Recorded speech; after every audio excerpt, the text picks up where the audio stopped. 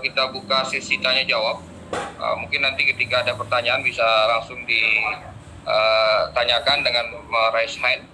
Kemudian pada forum kali ini tidak melulu jawaban disampaikan oleh pemateri atau narasumber, mungkin saja dari audien atau partisipan yang lain bisa sharing pendapatnya terkait dengan permasalahan strategi mengajar ya memang pada saat ini kita berada pada masa pandemi.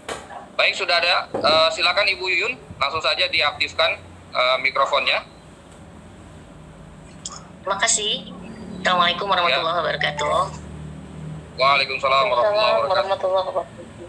Pertama-tama saya mengucapkan congratulations ya Pak Abbas, selamat atas terbitnya bukunya. Mudah-mudahan ini insya Allah jadi kenang-kenangan pandemi nih Pak. Luar biasa. Ada dua hal yang ingin saya sampaikan di sini mengenai manajemen waktu dan model blended ya. Mengenai manajemen waktu dalam pembelajaran online ini, tadi kan Pak Abbas mengatakan bahwa kita harus manajemen waktu, tepat waktu seperti ya. Tapi pada kenyataannya, ketika pembelajaran online ternyata waktu ini tidak terukur dalam penyampaian materi. Artinya kita guru harus banyak toleransi kepada siswa. Ketika absensi, kita tentukan waktu misalkan jam 7 atau jam 10, ternyata masih ada yang masuk absensi jam 10, jam 11 gitu. Bahkan ada yang WA orang tuanya, maaf Bu, HP-nya dibawa mamahnya kerja, bawa bapaknya di sore hari baru absensi. Nggak tahu di sekolah lain terjadi atau tidak gitu kan. Jam sore juga kalau kita nggak kasih kebijakan kasihan ya, karena mereka punya itikat baik masih mau belajar. Itu dari segi absensi. Kemudian dari penugasan, mereka menyampaikan tugas gitu kan. Hari ini kan pembelajaran sampai misalkan sampai jam 11. Kalau saya kan kelas 1 ya sampai jam 11. Kelas 1 MI. Tapi ada yang masih sore masih mengirimkan tugas. Minta maaf Bu gitu, HP-nya dibawa mamahnya, dibawa bapaknya kerja karena anaknya masih usia 7 tahun tidak mungkin untuk memegang sendiri ya. Bahkan sampai malam hari masih nyetorkan tugas. Ini mengenai manajemen waktunya dalam hal pembelajaran online ini. Bagaimana menurut teman-teman menyikapi hal tersebut.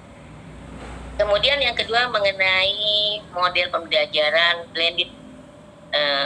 Sebelum saya memahami model ini, kan terus sebelum pembelajaran online nggak pernah dengar istilah blended ini ya kalau saya. Tapi sebelumnya di sekolah saya itu sudah menerapkan pertemuan juga tatap muka yang di sekolah saya itu kita nama Takaguli. Ada di salah satu tulisan saya judulnya Takaguli. Tatap muka seminggu sekali. Jadi hanya satu seminggu sekali kita tatap muka dan itu mengikuti protokol kesehatan dari segi kesehatannya, cuci tangan segala macam itu, menggunakan masker. Juga dari segi pembagian waktunya itu secara acak. Artinya dalam satu kelas itu yang jumlahnya di atas 20 itu bergantian waktunya. Jadi tidak terjadi penumpukan.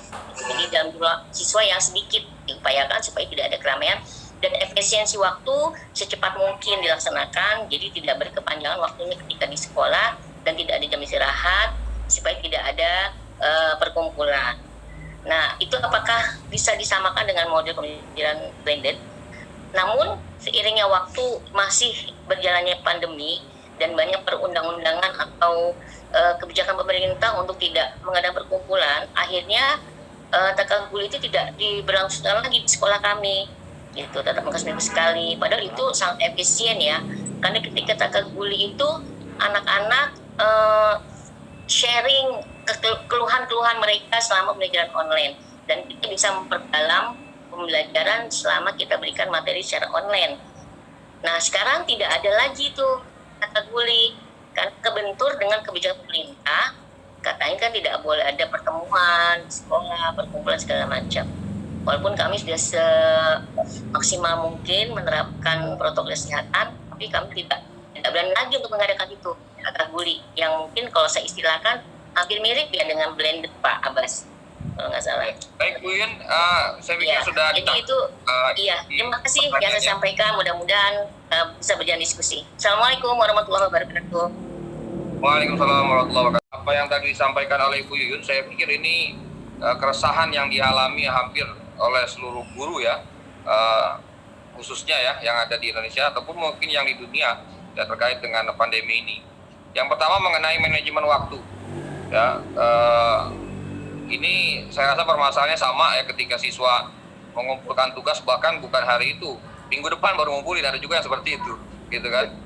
Jadi bagaimana manajemen waktu dalam konteks pembelajaran saat pandemi ini.